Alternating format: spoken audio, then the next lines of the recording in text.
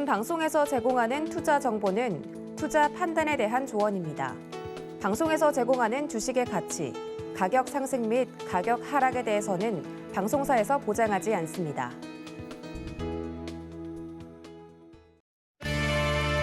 여러분 안녕하십니까? 마감인방 60분의 승부 최슬기입니다.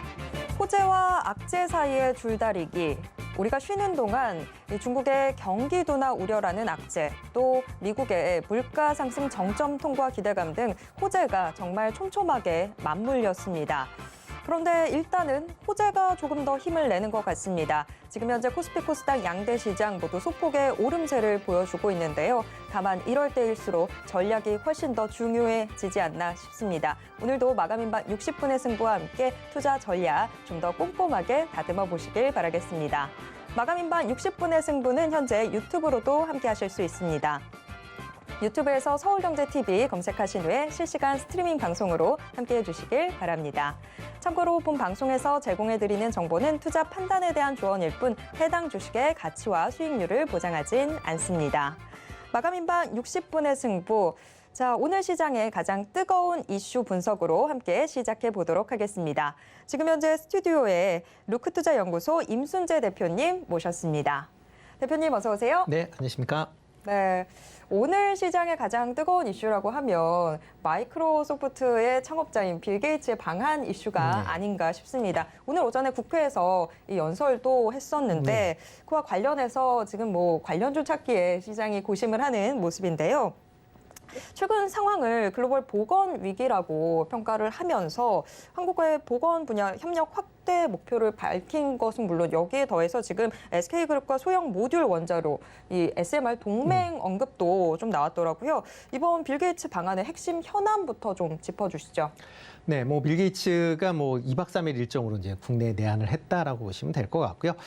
이렇게 한국에 내한하게 된 거는 지난 6월 달에 김진표 국회의장이 빌 게이츠 재단의 이제 바이오 관련된 부분에 이제 그 담당자한테 얘기를 해서 초청을 하게 됐습니다. 그래서 그거에 응답을 하면서 내한을 했다라고 보시면 될 것 같고요. 일단 이번에 참석했었던 가장 큰 이유는 코로나19 이후에 국제 보건 분야에 관련된 이제 연설을 할 예정이다라는 하고 이제 얘기를 했습니다. 그래서 국제 보건 분야의 협력과 지지를 요청을 하겠다라는 얘기고요. 그러다 보니까 국회에서 관련된 연설을 오늘 아침에 진행을 했습니다. 이번 방문에는 단순하게 국회뿐만 아니라 윤석열 대통령도 방문할 예정이고요. 기본적으로 저개발 국가의 코로나 백신 공급 관련된 얘기가 아마 주요 의제가 되지 않을까라는 생각을 해보고 있습니다. 그와 더불어 국제 보건 향상을 위한 우리나라 정부의 협력과 지지를 부탁한다라는 그런 내용이 추가될 걸로 예상을 하고 있습니다. 그 외에 이제 조금 관심 있게 보는 게 이제 SMR 관련 부분인데요. 윤석열 대통령도 이제 원전 관련된 분야에 상당히 관심을 많이 갖고 있고 빌 게이츠도 이제 SMR 관련된 분야에 직접 투자를 할 만큼 상당한 관심사가 있기 때문에 이런 SMR에 관련된 아마 공동 관심사도 같이 논의되지 않을까. 이와 더불어 탄소 배출 감소를 위한 협력과 지원 방안도 같이 논의될 거다라는 그런 전망이 조금씩 나오고 있습니다. 이 외에 이제 보건 관련돼서 이제 SK 바이오사이언스를 방문할 걸로 그렇게 예정이 되어 있는데요. 일단 빌 게이츠 재단에서 국내 이제 SK 바이오사이언스에서 개발한 코로나 백신에 360만 달러 정도의 임상 실험비를 지원을 했습니다. 그리고 또 과거에 SK 케미칼이죠. 그러니까 SK 바이오사이언스가 분사하기 전에 SK 케미칼의 장티푸스 백신 임상 연구를 위해서 490만 달러를 지원했었던 이력이 있기 때문에 그래서 이제 방문을 한다라고 보시면 될 것 같고요. 이번에 방문 목표가 국제 보건 향상을 위한 부분이다 보니까 보건 관련된 전문가 그리고 관련 기업체의 대표들도 만날 것으로 그렇게 전망을 하고 있는 그런 상황입니다. 네, 이 빌 게이츠 빌 앤 멀린다 재단을 통해서 계속해서 이 저개발 국가들의 이 보건 의료 향상에 좀 많은 관심을 표해 왔기 때문에 보건 분야가 지금 현재 시장에서 관심을 받는 부분은 상당히 좀 자연스러운 맥락처럼 보입니다. 다만 여기에 지금 SMR 관련주들도 현재 오름세를 보여주고 있는 상황인데요.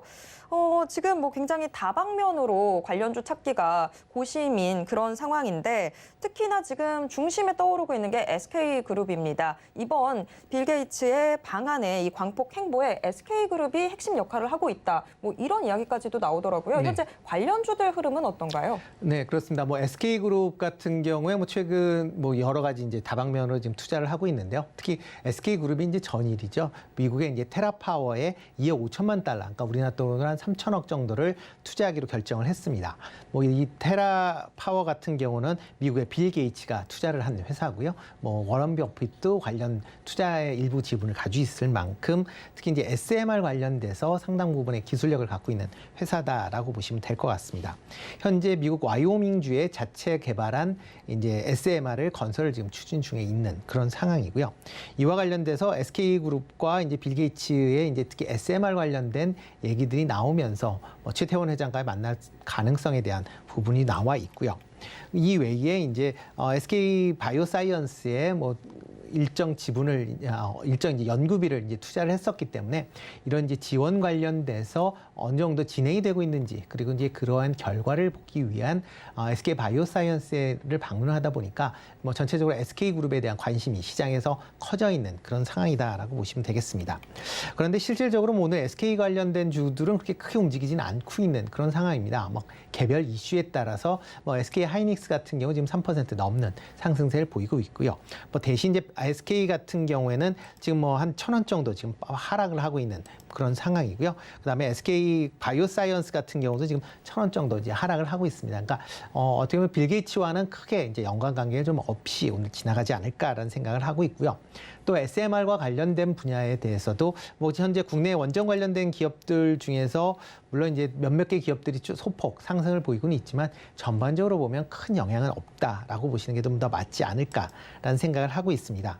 특히 이제 이렇게 원전 관련주가 적게 움직이는 가장 큰 이유는 지난 5월 달에 SK그룹과 그 테라파워 간에 이제 투자 MOU를 체결을 했습니다. 그때서부터 이제 투자를 하겠다라고 했는데 과연 투자 금액이 얼마나 될지에 대한 부분이 어저께 이제 공개가 되면서 시장에 이슈를 받았다라고 보시면 될 것 같고요. 일단 뭐 관련된 내용이 선 공개가 되어 있던 그런 상황이기 때문에 일단 뭐 뉴스가 나왔다라는 게 주가를 조금 이제 차익 매물이 나오면서 주가가 오늘 약세를 보인 그 이유 아닌가라는 생각을 해봅니다. 네, 지금 미국의 테라파워, 이 소형 모듈 원전 SMR 기업인데 이게 빌 게이츠가 세운 기업이죠. 여기에 SK그룹이 이미 좀 지분 투자를 마쳤다라고 밝히면서 SK그룹과 빌 게이츠가 좀 동행하는 모양새가 나오고 있는 상황인데 다만 아직까지 이 주가로 이게 좀 상승세로 연결되지는 않는 상황입니다. 그렇다면 이제 좀 궁금해지는 게 SK와 SK이노베이션이 이미 지금 미국 테라파워에 3천억 원이 넘는 투자 계획을 좀 밝혔습니다. 이게 SMR 자체의 업황에 조금 어느 정도의 보탬이 될 수 있을지 이 부분이 좀 궁금해지는데요. 네, 뭐 SMR 관리 시장 자체 이제 주목도를 끌 수 있는 뭐 중요한 이제 투자다라고 보시면 될 것 같고요. 그렇지만 이제 SMR 시장 전체적으로 보면 아직까지 시장 전체가 뭐 아직 개발 초기 단계다라고 보시는 게 더 맞지 않을까 싶습니다. 뭐 세계 여러 국가에서 지금 SMR 관련돼서 연구 개발을 진행 중에 있고요. 그렇지만 아직 상용화 단계까지 간 곳은 아직은 없다라고 보시면 될 것 같습니다. 아마 상용화에 가장 뭐 제일 접근한 게 아마 테라파워 아닌가라는 생각을 하고 있고요. 지금 글로벌의 이제 여러 연구소, 기업들이 한 70여 종의 SMR을 관련돼서 상용화를 연구 중에 있습니다. 그러니까 여러 70여 개 모델이 지금 나와 있다라고 보시면 될 것 같고요. 현재 이런 이제 다양한 이제 모델이 나와 있는데 미국, 러시아, 중국, 영국, 한국 이렇게 이제 보통 5개 국가가 관련 쪽으로 상대적으로 조금 이제 앞서가는 그런 모습들을 좀 보이고 있습니다. 그 중에서 미국, 러시아, 중국이 상대적으로 좀 앞서가 있는 그런 모습들도 보이고 있는데요. 그 이유 중에 하나는 지금 이제 소형 원자, 그러니까 이게 SMR이다 보니까 소형 원자력 발전입니다. 그렇기 때문에 기존의 대형 원자로를 소형화시킬 수 있는 기술을 갖고 있는 국가들이 우선적으로 그 관련된 기술이 좀 더 앞서가 있다라고 보시면 되는데요. 특히 이제 미국이나 러시아, 중국 같은 경우에는 원자력 잠수함을 만든 전례가 있습니다. 그러니까 원자력 잠수함 안에 소형 이제 원자로를 이제 탑재가 해야 되는 그런 상황이기 때문에 이런 소형화에 대한 기술을 어느 정도 갖고 있었다라고 보시면 될 것 같고요. 뭐 단순히 그런 소형화뿐만 아니라 그 안에 들어가는 이제 냉각제를 이제 다양한 냉각제를 사용하다 보니까 그 냉각제 관련 기술이 지금 아직 못 미치고 있다라고 보시면 되겠습니다. 그렇기 때문에 지금 상황에서는 원전 폐기물을 최소화할 수 있는 모델 개발을 위해서 각 그 연구기관이나 기업들이 이제 노력을 하고 있다라고 보시면 되겠고요. 미국의 테라파워 같은 경우는 이제 소듐 냉각 고속로라고 그래서 SFR이라는 방식의 소형 원자로를 개발을 한 그런 상황입니다. 그러니까 실험실 상에서 이제 개발이 됐고 설계가 끝났다라는 거지 아직 건설은 아직 안 돼 있는 그런 상황이고요. 2024년부터 건설을 시작을 해서 2028년도쯤에 완공을 목표로 하고 있습니다. 현재 미국의 와이오밍주에 지금 건설을 하기 위한 뭐 부지를 지금 확보하고 있는 걸로 알고 있는데요. 뭐 향후에 건설까지는 뭐 한 총 한 10억 달러 정도의 지금 투자 비용이 발생을 할 걸로 지금 예상을 하고 있는데 아직까지는 처음 건설하는 그런 내용이다 보니까 과연 어떤 중간에 여러 시행착오가 발생할 가능성은 있고요. 그렇기 때문에 완공 연도나 아니면 투자 금액 같은 경우는 추가적으로 달라질 가능성은 충분히 있다라고 보시면 되겠습니다. 뭐 가장 빠른 회사가 2028년도에 상용화가 된다라고 본다라고 하게 되면 대부분의 SMR은 2030년도 이후에 아마 상용화가 가능하지 않을까라는 생각을 하고 있습니다. 그렇기 때문에 SMR을 연구하는 기업이나 아니면 연구소 같은 경우는 그 전까지 뭐 SMR 관련돼서 매출이 발생할 가능성은 없다라고 보시면 될 것 같고요. 그렇기 때문에 지금은 연구, 투자, 개발이기 때문에 비용만 많이 발생할 할 가능성이 좀 크다라고 보시면 되고요. 특히 이제 SMR이 뭐 어떤 게 상용화가 될지는 아직 알 수 없습니다. 뭐 70여 개 종류가 있다라고는 하지만 실질적으로 상용화될 수 있는 건 아마 5개 내외의 모델밖에 살아남지 않을 것이다라는 게 이제 시장 분석인 거고요. 그러다 보면 상용화가 늦거나 그다음에 발전 효율이 낮은 그런 모델들을 개발하는 쪽에서는 향후에 낙오가 될 가능성은 충분히 있다라고 보시면 되니까요. 그렇기 때문에 무조건 SMR이라고 해서 되겠다라고 투자하는 것보단 가능성 있는 업체 중심으로 해서 선별화되는 그런 이제 투자가 이루어져야 됩니다. 그러려면 지금 현재에서는 그걸 알 수 없다라는 겁니다. 그렇기 때문에 SMR에 관련돼서 지금 여러 가지가 얘기가 나오지만 이건 단순하게 이런 기술이 있다 정도로 아마 지금은 접근하시는 게 좀 더 맞지 않을까. 뭐 7, 8년 후에 뭐 지금 상황을 보고 지금 투자하기에는 너무 투자 시기가 이른 거 아닌가라는 생각이 들고요. 그렇기 때문에 지금은 투자보다는 과연 SMR이 어떻게 진행되고 있는지 정보 수집하는 차원에서 접근하시는 게 어떻게 보면 투자하는 데 좀 더 필요한 그런 시점 아닌가라는 생각을 해보고 있습니다. 네, 저희가 뭐 흔히 사담으로 이건 되는 주식이다 뭐 이런 이야기 하는데 아직까지 그렇게 확언하기에는 힘든 그런 상황인 거네요. 네, SMR 시장 자체가 이제 막 그렇죠. 개화를 하는 거다 보니까. 개화하기보다 이제 묘목 심었다고 보시면 될 것 같고요. 이제서야 씨를 뿌렸다. 네. 그러니까 얘가 어떻게 자랄지는 알 수가 어떤 게 뭐 어떤 씨가 나올지는 잘 모르니까요. 그런 나무를 나중에 봤을 때 일단 싹이 트고 나서 묘목이 됐을 때 관심을 가지시는 게 지금 관심 가지시는 것보다는 좀 낫지 않을까라는 생각을 해봅니다. 네, 그런데 지금 이야기를 해주시면서 좀 더 이 시장이 어떤 식으로 지금 흘러가게 되는지 정보 수집을 해야 된다라고 말씀을 해주셨기 때문에 또 여쭤보자면 SMR이 결국에는 소형 모듈 원자로다 보니까 원자력 기술을 좀 갖고 있는 우리나라 입장에서는 관련 기업들 어떤 종목들을 그래도 좀 먼저 주목을 해보면 좋을지 궁금해지는데요. 어떤 종목들이 있을까요? 일단 뭐 국내 이제 SMR 같은 경우 아직 이제 그 뭐 걸음마 단계다라고 보시는 게 좀 더 맞지 않을까라는 생각을 하고 있습니다. 뭐 국내 원전 기술이 뭐 세계 최고의 원전 기술이다라는 건 뭐 여러 국가에서 지금 인정을 받고 있는 그런 상황이긴 하지만 국내에서 취약한 거는 원자로를 소형화하는 기술입니다. 이 기술은 아직 국내 기술이 조금 미진한 부분이 많기 때문에 이런 부분을 커버하지 않는다라고 하게 되면 SMR 관련돼서 진척도가 상당 부분 좀 지연될 수밖에 없다라고 보시면 될 것 같고요. 그렇기 때문에 지금 현재 설계들을 진행하고 있는 회사들은 몇 군데가 있습니다. 대표적으로 뭐 한국 한전 기술, 그다음에 두산 에너빌리티 정도다라고 보시면 될 것 같고요. 그 외의 기업들 같은 경우에는 지금 SRM 관련돼서 일부 부품, 뭐 이렇게 개발 상황에서 일부 부품이나 기자재를 이제 공급할 가능성이 있다라는 정도밖에 안 된다라고 보시면 될 것 같고요. 지금 뭐 SMR에 대한 기대치가 뭐 시장에서 상당히 크다라는 건 뭐 많이 알려져 있습니다. 뭐 그만큼 이제 사람들이 국내 원전 기술에 대한 이제 기대감이 뭐 반영이 된 거다라고 생각이 되는데요. 그렇지만 이게 향후에 10년 이후에 상용화되는 시점에서 신재생 에너지의 생산 비용과 과연 얼마만큼의 격차를 줄일 수 있느냐가 향후에 그 시장의 규모를 키울 수 있는 방법이다라고 보시면 될 것 같습니다. 지금 뭐 2060년도까지 뭐 전 세계 SMR 시장이 뭐 5천억 달러에 달할 것이다라는 뭐 일부 뭐 자료도 있긴 한데 그건 너무 낙관적인 그런 자료다라고 보시면 될 것 같고요. 지금 상황에서는 이 기술 자체가 상용화될 수 있는지 없는지도 좀 더 지켜보셔야 되는 것도 좀 감안을 하시는 게 어떨까 싶고요. 만약 7, 8년 후에 뭐를 예상을 하고 투자를 하시겠다라고 하게 되면 SMR을 이제 설계할 수 있는 그런 쪽에 투자를 하고 있는 기업에 좀 관심을 가지시는 게 어떨까 싶고요. 대표적으로 이제 한전 기술이다라고 보여집니다. 뭐 국내 원자로의 이제 원자로 개통 설계 및 원전 이제 종합 설계를 할 수 있는 이제 유일한 회사다라고 보시면 될 것 같고요. 그렇기 때문에 원자로를 설계를 할 수 있는 그러니까 기술을 갖고 있기 때문에 이런 SRM을 설계할 수 있는 그런 것도 다른 업체에 비해서 상대적으로 빠르게 진행될 수 있을 것이다 라고 보시면 될 것 같습니다. 또 하나가 이제 소디움 그 원자로 관련돼서 미국하고 지금 뭐 여러 가지 이제 기술 이제 협력을 하고 있는 그런 상황이기 때문에 향후에 SMR을 개발을 한다라고 하게 되면 제일 빠르게 개발하지 않을까라는 생각이 들고 있고요. 그렇지만 한전 기술 같은 경우도 뭐 이런 SMR에 대한 이제 기대감은 있다라고는 하지만 SMR로만 투자하시기에는 조금 어려울 수 있으니까요. 그거보다는 한국형 원자원 수출에 대한 부분이 계속 지금 부각이 되고 있습니다.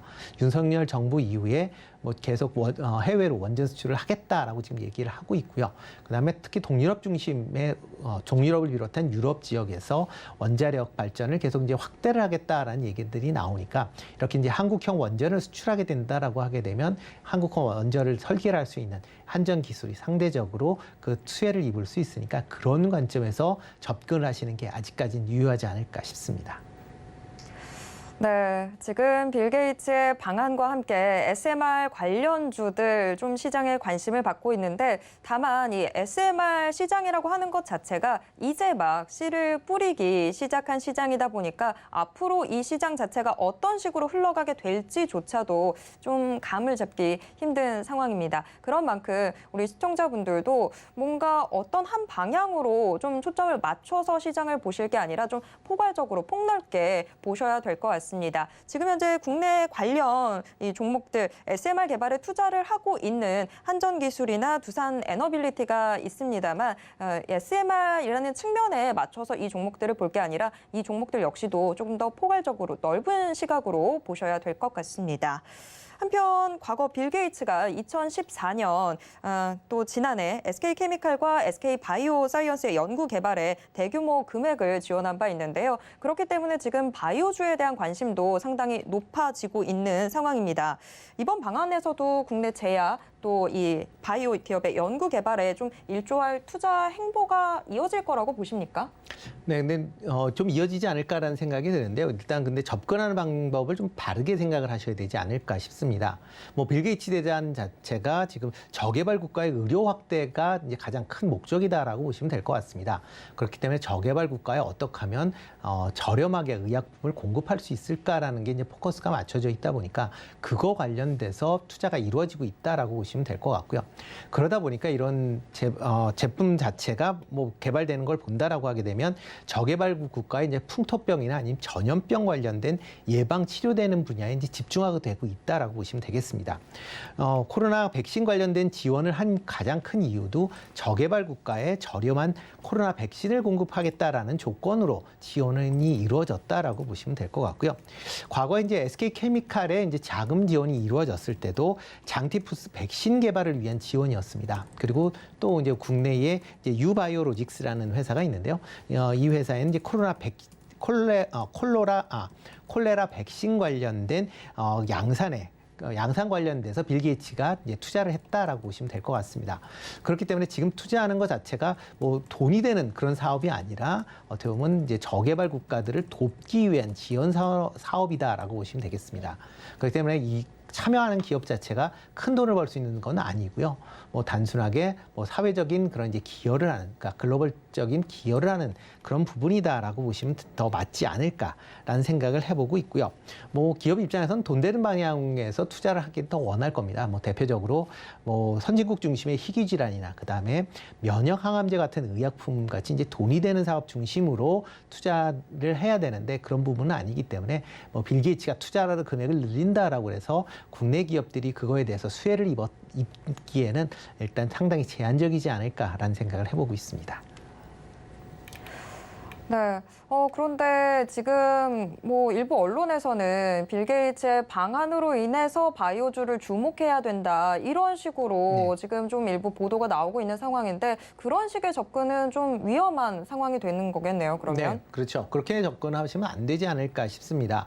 특히 이제 국내 바이오 같은 경우에 이렇게 이제 그 저개발 국가의 이제 풍토병이나 아니면 전염병 관련된 회사들이 몇 군데가 있긴 합니다. 그렇지만 있기는 하지만 그 관련돼서 그 수익이 그쪽에서 크게 나오는 건 아니거든요. 그래서 뭐 빌 게이츠가 뭐 그런 기업에 투자를 한다라고 하게 되면 어떻게 보면 그게 돈이 안 되는 사업이기 때문에 거기에 일부 지원을 한다라는 개념으로 접근하시는 게 좀 더 맞지 않을까라는 생각을 좀 해보고 있습니다.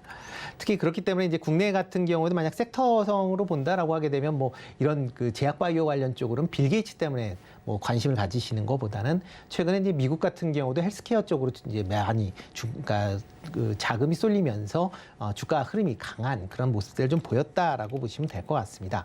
특히 이제 미국의 이제 인플레이션 이제 감축 법안에 헬스케어 관련된 지원 부분이 이제 담기면서 헬스케어 관련된 주식들이 이제 각광을 받았는데요. 국내 같은 경우에 또 만약 뭐 관심 있게 보신다라고 하게 되면 항암이나 그다음에 이제 희귀질환 관련 분야의 섹터에 좀 더 관심을 가지시는 게 더 맞지 않을까라는 생각이 들고 있습니다. 특히 뭐 헬스케어 중에 뭐 국내 이제 제약 바이오 중에서 관심을 갖는 거는 뭐 빌 게이츠보다는 이제 면역 항암제에 관련돼서 파이프라인을 갖고 있는 그런 기업 중심으로 좀 더 관심을 가지시는 게 아마 향후에 바이오주에 대한 관심이 더 바이오주 쪽에 투자하는 그 종목을 선택하실 때 도움이 되지 않을까라는 생각을 해보고 있습니다.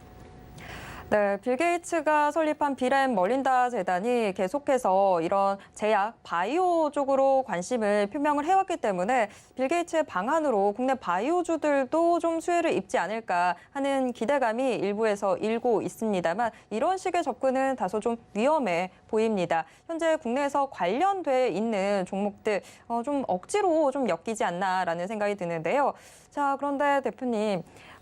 지금 하반기에 주도주가 바이오주가 될 거다라는 시각들이 좀 넓어지고 있습니다. 뭐 지금 빌 게이츠의 방안과는 그렇다면 뭐 상관없이 바이오주가 하반기에 주도주로 떠오를 거다라는 견해에 대해서는 어떻게 보시나요? 일단 뭐 바이오 관련주들이 많이 하락을 했었죠. 뭐 상반기 작년부터 해서 바이오주들이 전체적으로 코로나 백신 이후에 많이 하락을 했다라고 보시면 될 것 같고요.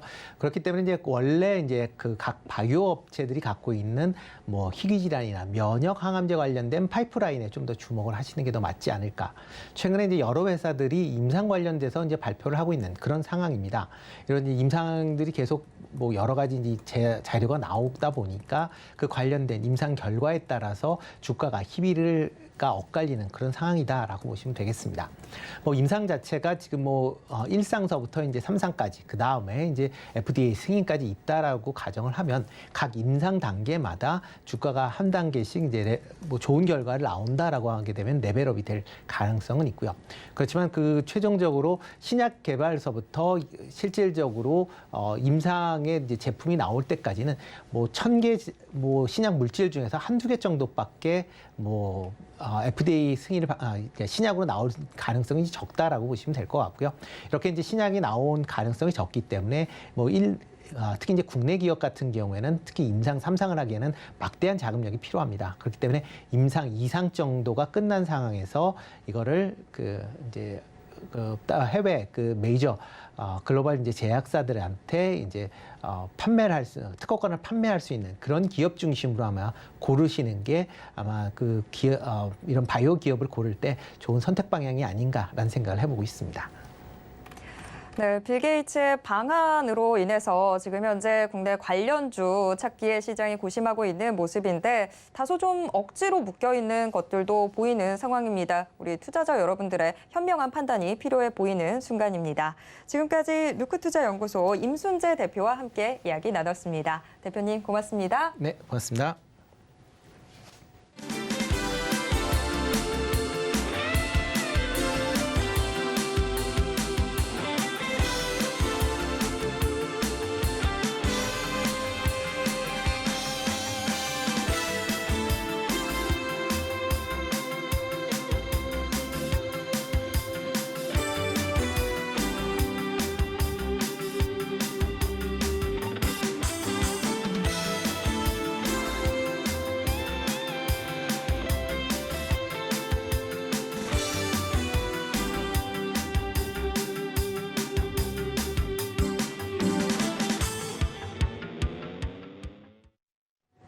마감까지 얼마 남지 않은 지금 오늘 시장을 움직인 주요 키워드와 특징주에는 어떤 것들이 있는지 확인해 보도록 하겠습니다. 키워드 식센스, 오늘은 하이투자증권 강북 WM센터 이창환 부장과 함께하도록 하겠습니다.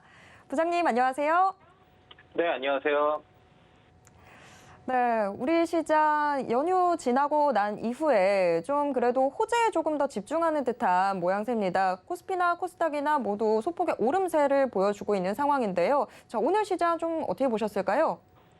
네, 오늘 이전과 마찬가지로 지수보다는 그 업종과 종목 위주의 개별 장세라고 좀 볼 수 있겠고요.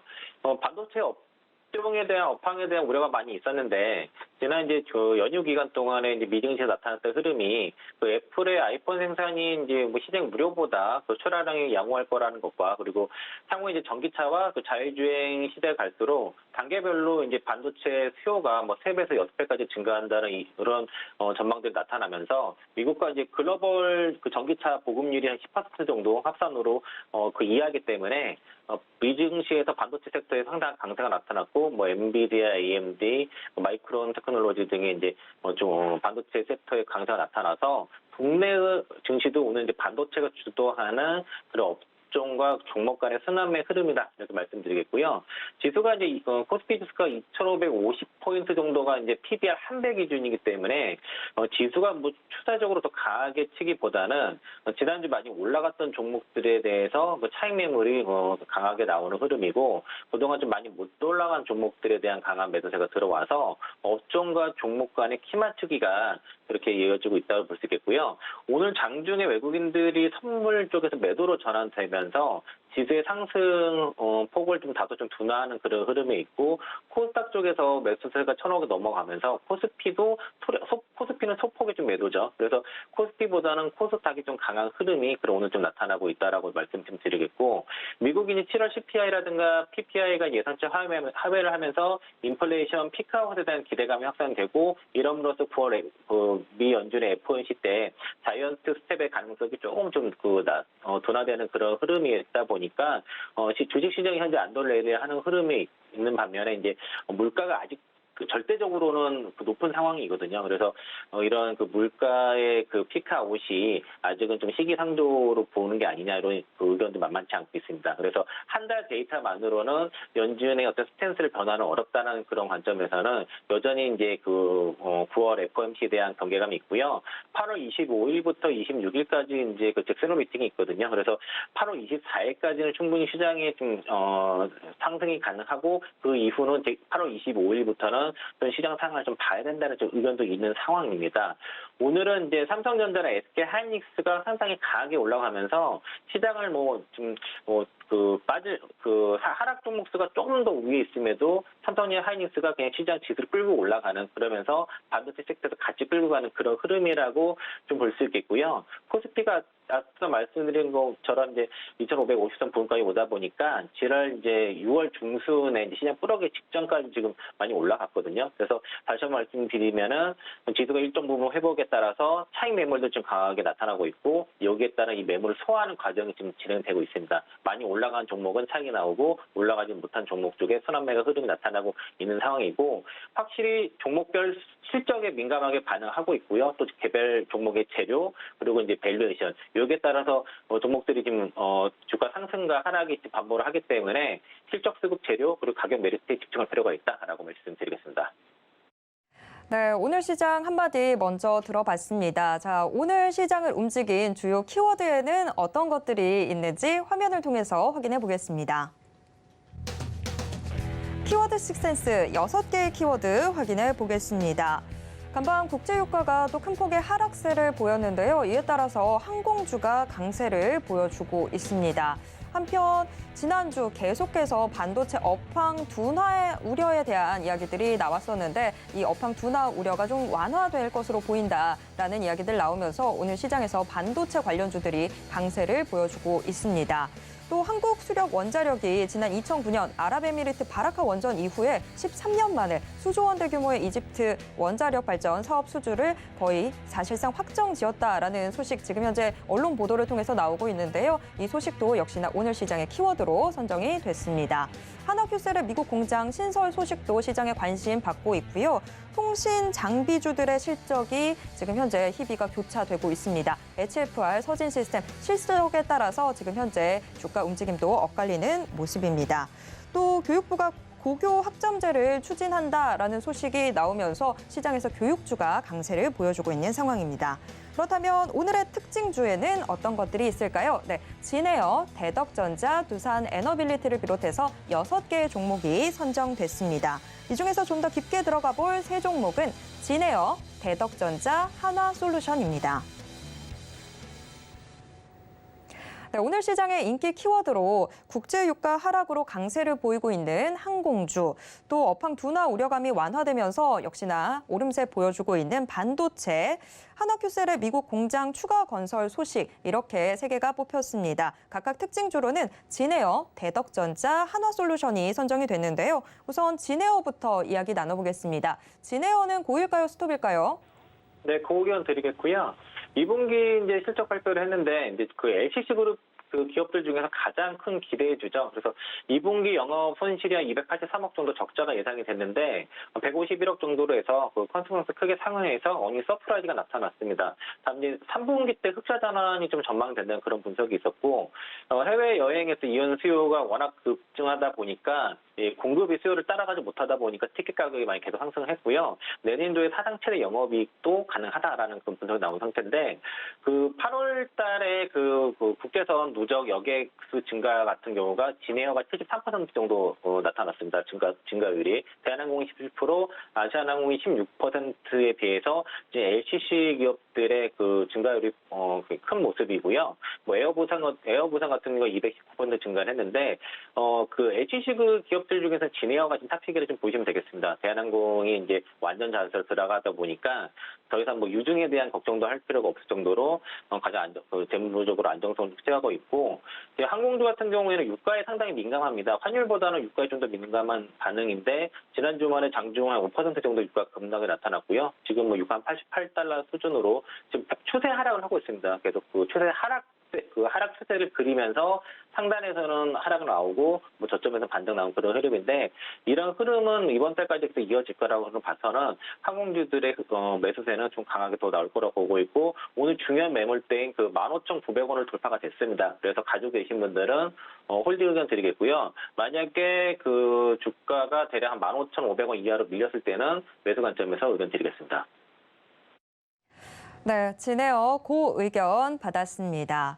자, 이어서 다음 키워드와 특징주 확인해 보도록 하겠습니다. 지난주까지만 하더라도 계속해서 반도체 업황을 경고하는 목소리들이 힘을 얻었었는데 금세 또 분위기가 바뀌고 있는 상황입니다. 이 반도체 업황 둔화 우려감이 다소 좀 완화되는 분위기인데 자, 지금 특징주로 대덕전자 뽑아주셨습니다. 대덕전자는 고일까요, 스톱일까요? 대덕전자 고 의견 드리겠고요. 이 기판 업체들의 특징이 2분기 실적들이 컨센서스가 사실 많이 올라왔음에도 불구하고 하나같이 다 그 컨센서스 상회 흐름이 나타나고 있습니다. 전에 말씀드린 신통도 마찬가지고 해성 DS부터 해서 좀 대덕전자까지 기판 업체들의 실적 컨센서스는 보다도 더 많이 올라간 컨센서스인데 불구하고도 2분기가 어닝 서프라이즈가 나타난다는 것이고요. 특히 이제 대덕전자 같은 경우도 마찬가지인데 그 패키지 기판의 그 메모리양 쪽의 매출액 부분에서 특히 서버 쪽이 견조하는 거죠. 그 패키지 기판 업체들의 특징은 서버와 전장 쪽으로 들어간 것들이 그 수요가 계속 견조하다는 것이 확인이 돼서 2분기뿐만 아니라 하반기에 대한 실적 모멘텀도 여전하다는 것이고요. 대덕전자는 그 FC BJ 기판 업체 중에서 사실 대장주 역할을 하고 있는데 선제적으로 증설을 해서 그 효과가 실적으로 나타나고 있는데 이런 기판 증설 효과가 3분기에 온전히 지금 반영될 것으로 예상이 되고 또 추가 증설한 부분이 있거든요. 이게 이제 그 작년 12월 달에 한 1,100억 규모로 FC BJ 그 기판 증설한 부분은 시장이 원래 예상은 2023년 2분기부터 본격적으로 램프업이 될 거라고 예상을 했는데 현재 최근에 전망치가 2023년 1분기로 램프업 시기가 한 분기 빨라졌기 때문에 2023년도 실적 전망치도 좀 상향하는 그런 흐름에 있다고 좀 보시겠고요. 지금 그 비메모리 쪽으로도 그 FC BJ 매출 비중이 올라가고 있습니다. 그래서 지금 그 이전 구공장과 새로 이제 증설한 신공장 양쪽 다 지금 매출이 빠르게 올라가고 있고 확실히 지금 서버 쪽이 좋다, 여전히 좋다. 그래서 기판 쪽에 피크아웃은 얘기를 하고 있지만은 여전히 그 대덕전자의 그 FC BJ 쪽의 실적은 견조하다고 확인됐고요. 그리고 인텔에서 그 사파이어 레피즈 출시를 올해 9월 달로 지금 예고를 하는 거기 때문에 최근에 DDR5 관련 종목들 아비코 전자라든가 이런 TLB 이런 기업들 주가 흐름 굉장히 좋거든요. 기판 쪽도 9월 달에 이제 사파이어 레피즈 쪽에 나오게 된다고 하면은 그런 연말의 실적 모멘텀이 본격화된다고 봤을 때는 대덕전자를 포함해서 기판 업체도 전체적으로 다 매수 가능하고 그 의견 드리도록 하겠습니다. 네, 대덕전자 그 의견 받았는데 지금 기판 업체들로 좀 더 관심사 확대해 봐야 될 것 같네요. 자, 대덕전자 그 의견 받았습니다. 이어서 마지막 키워드 확인해 보도록 하겠습니다. 미국의 인플레이션 감축 법안이 수혜주들에 대한 기대감 여전히 지속되고 있는 상황인데 마지막 키워드 미국 태양광 패널 공장 신설을 추진하는 한화큐셀이 선정이 됐습니다. 자, 이 한화큐셀의 사업 확대가 한화솔루션의 주가 상승에 과연 얼마나 보탬이 될 수 있을지 좀 궁금한데 자, 특징주인 한화솔루션 고일까요, 스톱일까요? 저 한화솔루션도 그 의견 드리겠고요. 아마 이제 지금 단기적으로는 좀 올라온 측면이 있어서 조정이 좀 나올 수도 있지만은 저는 가지고 계신 분들은 충분히 좀 끌고 가도 된다. 지금 미국의 그 그 IRA 법안에 지금 최대 수혜주가 한화솔루션이 아닌가 생각이 들고 태양광 오늘 나온 뉴스가 이제 태양광 부분은 사업을 담당하는 그 한화큐셀이 미국에 이제 한 2조 4천억 투자해서 태양광 패널 공장 추가 건설을 추진하고 있다는 뉴스가 나왔거든요. 회사 측에서는 아직은 이제 검토 중인 정도로 얘기를 하고 있지만은 사실 좀 알려진 내용이긴 합니다. 일단 그 한화큐셀이 이제 미국 텍사스주에 그 제출한 그 챕터 313 서류를 제출했는데 여기가 이제 그 텍사스주에서 추진하는 인센티브 정책인데 올해 말 폐기 예정이거든요. 그래서 이제 일정 규모 이상 투자를 하게 되면은 10년 동안 재산세를 감면해주는 그런 혜택인데, 요게 이제 함몰되기 전에, 그러니까 일몰되기 전에 지금 그 신청을 했다고 보시면 되겠고요. 텍사스뿐만 아니라 뭐 조지아라든가 그 사우스캐롤라이 주에서도 지금 투자할 부분을 고려하고 있기 때문에 텍사스 주에다가 딱 정해진 건 아닙니다. 여기 이제 지어지는 공장이 이제 그 인곳이라든가 웨이퍼 그리고 모듈 그 EVA 정도 공장들이 들어갈 것인데 아마 지금 아마 미국 쪽으로는 투자를 안 할 수가 없겠죠. 지금 또 미 정부에서 그 인플레이션 감축 법안 IRA를 좀 통과를 그 의회에서 승인했기 때문에 여기에 투자를 해야만 엄청난 혜택을 볼 수 있을 것이고, 지금 그 뭐 요즘 뭐 유행하는 뭐 태조 이병헌의 그 세트에 들어가는 그런 종목 대표 종목이 하나솔루션인데 오늘은 요 재료도 있었고요. 그 라인강 수위가 좀 워낙 좀 바닥을 드러내다 보니까 여기 관련주로도 오늘 좀 엮여 있습니다. 그래서 그 미국의 정부 정책 그리고 실적 그리고 테마 요 세 가지가 같이 맞물려서 움직이는 흐름인데 아마 지금 저는 하나 그 솔루션 같은 경우는 이전 그 2020년 말 고점에 58,000원대 여기까지도 충분히 가능하다라고 좀 판단하고 있고요. 오늘 좀 따라 들어가기에는 자리가 좀 썩 좋지는 않아서 가격 밴드를 좀 정한다고 하면 한 46,000원 아래권 45,000원 정도 때 들어오게 되면은 여기서는 좀 우리가 좀 그 담아도 되는 구간이 아닐까 그렇게 보고 있습니다. 네, 하나솔루션까지 오늘의 키워드와 특징주 모두 확인해 봤습니다. 지금까지 하이투자증권 이창환 부장과 함께했습니다. 부장님 고맙습니다. 네, 고맙습니다.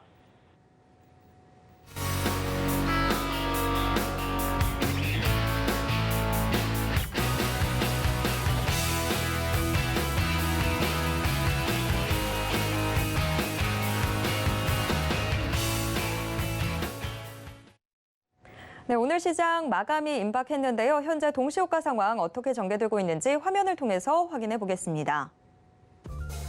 오늘 코스피 3거래 연속해서 상승 마감할 것으로 예상되고 있습니다. 0.27% 오른 2,534선에서 장 마칠 것으로 예상됩니다. 이어서 코스피 수급 확인해 보도록 하겠습니다. 오늘 장 초반에 수급 주체들의 손바뀜이 복잡하게 나타났는데요. 현재는 기관 홀로 매수세 보이면서 시장 떠받치고 있습니다. 특히 금융투자가 기관 사자세에 주도하는 모습입니다. 반면 개인은 전기전자 대형주 위주로 외국인은 서비스업을 중심으로 물량 던지고 있습니다. 이어서 코스피 시가총액 상위 종목 1위에서 5위권 종목들 확인해 보겠습니다. 종목별로 등락 엇갈리고 있는 가운데 연휴 사이에도 반도체 업황 우려에 대한 기사들 좀 나왔죠. 하지만 오늘 IT 투톱의 주가는 상승세 보이고 있습니다. 삼성전자 1.5%가량 상승세 보이고 SK하이닉스는 3%대 오름세 가져가고 있습니다. 이어서 코스닥 시장 확인해 보도록 하겠습니다. 코스닥 역시 오늘 빨간불 켜고 있는데요. 0.41% 상승한 835선에서 장 마칠 것으로 예상되고 있습니다. 이어서 코스닥 수급입니다.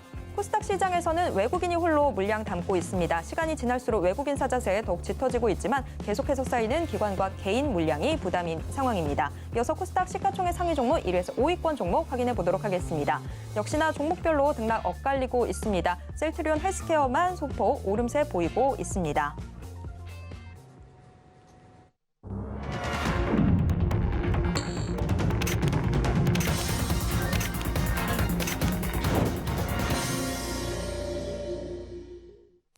네, 이번 코너는 이정수의 신의 한 수 시간입니다. 매일 장 마감 이후 서울경제TV 리드온 이정수 파트너가 시장 분석과 함께 특징주들 짚어드리고 있는데요. 지금 이정수 파트너 연결돼 있습니다. 파트너님 안녕하세요. 네, 안녕하세요. 신의 한 수의 이정수 파트너입니다. 네, 휴일 지나고 온 우리 증시 코스피, 코스닥 모두 소폭의 오름세 보이면서 장 마쳤습니다. 오늘 시장 좀 어떻게 보셨는지 가져오신 특징주와 함께 분석 부탁드립니다. 네, 지난주 금요일 날하고 그다음에 어제 월요일 날 미국 시장은 이틀 동안 상승을 했습니다. 유럽 시장도 마찬가지고요. 근데 그럼에도 불구하고 우리나라 시장은 그거만큼은 못 갔던 것 같아요. 아마 많은 개인 투자자들도 똑같은 체감을 하고 계실 텐데 거기다가 오랜만에 이제 IT 섹터가 움직였는데 이게 약간 속임수 느낌입니다. 진짜로 강하려고 움직인 것 같지는 않아요. 근데 IT가 움직이면서 오늘 조정을 받고 살짝 눌리는 태양광과 풍력 그리고 원전 테마주들도 시원스럽게 움직이지 못하고 뭐 빠지진 않았어요. 근데 좀 재미가 없다 보니까 오늘은 그냥 좀 지루했던 하루가 아니었나. 그 지수도 뭐 유럽 시장, 미국 시장 올라간 거에 비하면 너무 쬐끔 올라갔기 때문에 많이들 좀 실망을 했을 수도 있는데 그래도 시장은 여전히 강합니다. 그리고 오늘은 삼성전자랑 하이닉스가 강하게 움직였기 때문에 지수가 이 정도밖에 안 움직였다는 거는 다른 종목들은 더 재미가 없었다는 뜻이거든요. 그래서 오늘 보험주, 그다음에 증권주, 그리고 떨어졌던 게 그 정도. 그리고 철강주도 아침 좀 강한 듯 했으나 다시 빠졌고요. 또 오늘 별로 종목들이 재미가 있지를 않았어요. 뭐 IT가 움직였다고 해도 그동안 빠졌던 거에 살짝 들어주는 거고 그 강세도 진짜 강세가 아닌 것 같고. 그래서 결론만 말씀드리면 아직은 미국 시장이 빠질 생각이 없기 때문에 우리나라 시장도 강하고 좋은 건 맞는데 다시 움직여야 될 것은 태양광, 풍력, 원자력 테마를 포함한 에너지 관련주들, 뭐 온실가스 관련주라든지 2차 전지라든지 이런 애들이 다시 움직일 거고요. 그리고 제약주들 흐름들도 겨울 되면은 계속 강해질 가능성이 높습니다. 그래서 종목들의 흐름들은 종목별 장세로 계속 펼쳐질 거고 미국 시장도 그렇게 떨어질 모양이 아니에요. 흔들려도 바로 위로 올라갈 모양이고 눌림목은 줄 수는 있어도 눌림목도 쉽게 안 내려올 것 같고 계속 우상향으로 올라갈 수 있는 그런 시장의 미국 시장의 모습이니까 우리나라 시장도 비슷하게 따라가기는 할 겁니다. 근데 하여튼간 오늘은 좀 재미는 없었다. 이게 일단 저의 생각인데 그래도 시장은 좋습니다. 여전히 시장은 좋고요. 그리고 뭐 또 기억이 나면 다시 말씀을 드리도록 하겠습니다만 어쨌든 시장은 이런 식으로 계속 차별화 장세, 종목별 장세를 만들어지면서 계속 우상향을 계속 그리면서 움직이는 우리나라의 코스피 시장 흐름이 될 거고요. 그리고 이제 프로그램 매수. 오늘 현물에서는 외국인들은 뭐가 플러스로 돌아선 것 같은데 막판에 어쨌든 개인들은 매도를 했고 외국인들은 주식을 샀고요. 기관들도 막판에 좀 바뀐 것 같긴 한데 수급은 꼬이지 않았습니다. 저기는 뭐 그냥 그런데 프로그램 쪽에서 코스닥 쪽에서 오늘 1,200억이 들어왔습니다.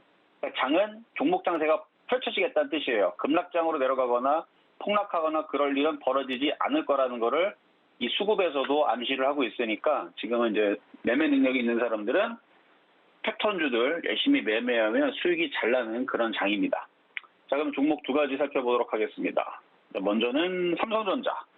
오늘 시장을 설명하는 데 있어서 일단 삼성전자를 꼭 설명을 해야 되니까 그래서 오늘 특징주로 설명을 하기 위해서 뽑아봤는데 삼성전자.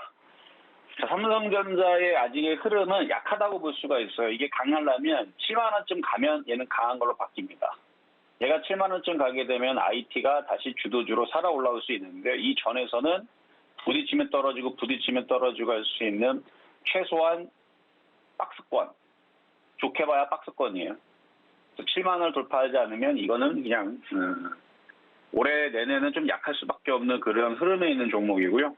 근데 오늘 움직였던 이유를 좀 살펴보니까 뉴스가 브라질의 반도체 공장을 신설한다는 계획이 하나가 있고 또 다른 하나 이슈는 4나노 파운드리 생산 능력에 대해서 확대를 한다는 소식인데 이미 파운드리는 작년에서도 기대감을 많이 모았지만 결국은 수율이 좋지를 않아서 그래서 삼성전자가 TSMC에 많이 밀리고 4나노도 지금 제대로 잘 수율이 올라오질 못해가지고 이미 TSMC에 뒤쳐져 있는 게 중론인데 3나노에서 뒤집어야 되는데 3나노도 지금 고전을 면하기가 좀 어려운 상황이 됐어요. 그러니까 계속 고전을 하는 상황으로 지금 가고 있는데 그래갖고 지난번에 이제 발열 문제로 퀄컴한테서 일단은 물량을 뺏겼죠. TSMC한테 퀄컴에 그래서 이제 계약이 이제 TSMC로 바뀌는 문제도 있었고, 근데 지금 수율도 안 나오고 뭐 그래가지고 지금 삼성전자는 애시당초 한 지금쯤이면은 굉장히 좋은 얘기가 나오면서 4나노도 어느 정도 수율이 잘 나오고, 그다음에 3나노도 성공을 해가지고 뭔가 좋은 얘기로 가야 되는데. 그런 부분들이 조금 떨어지다 보니까 오늘 4나노 파운드 생산 능력 확대라는 소식으로 인한 이 이슈로 만약 오늘 움직인 거라면 이거는 오래 가지 못할 것 같아요. 그래서 잠깐 삼성전자랑 하이닉스가 움직이면서 다른 종목들, 그러니까 뭐 시스템 반도체라든지 오늘 네페스라든지 하나마이크론이라든지 뭐 시그네틱스라든지 몇몇 IT 부품주들 움직임이 좀 강했었는데 이게 그냥 잠깐 움직인 것 같아요. 그래서 이거는 좀 강세가 이어지기는 이 이슈로는 어렵습니다. 제가 볼 때는.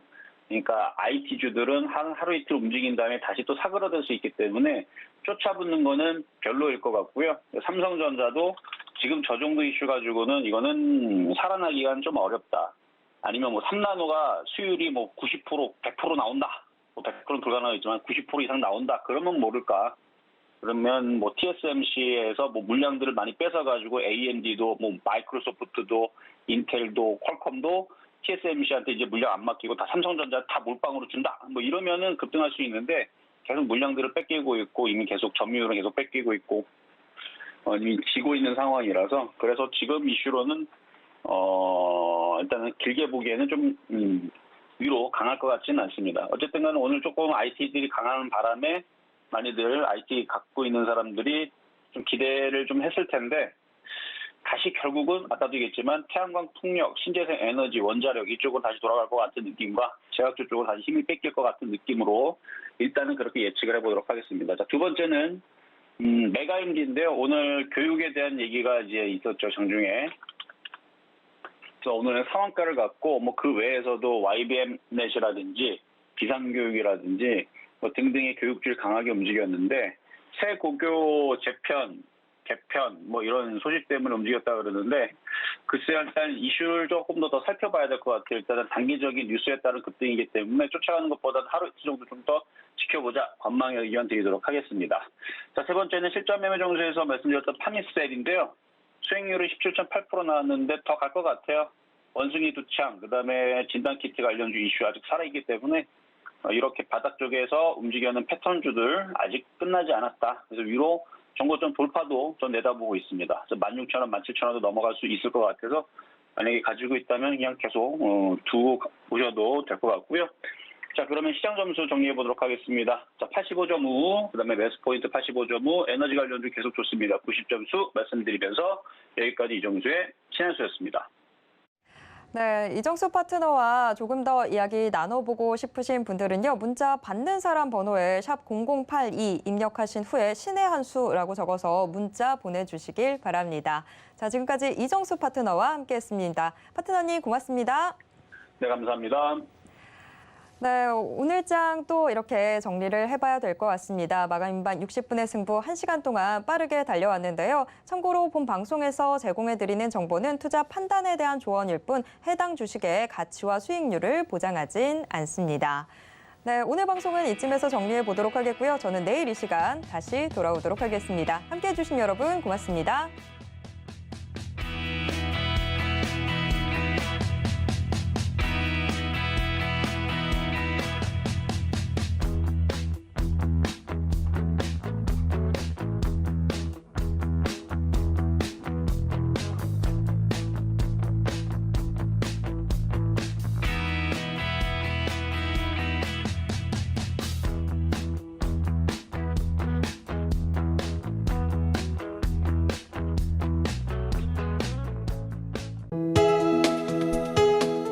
본 방송에서 제공하는 투자 정보는 투자 판단에 대한 조언입니다. 방송에서 제공하는 주식의 가치, 가격 상승 및 가격 하락에 대해서는 방송사에서 보장하지 않습니다.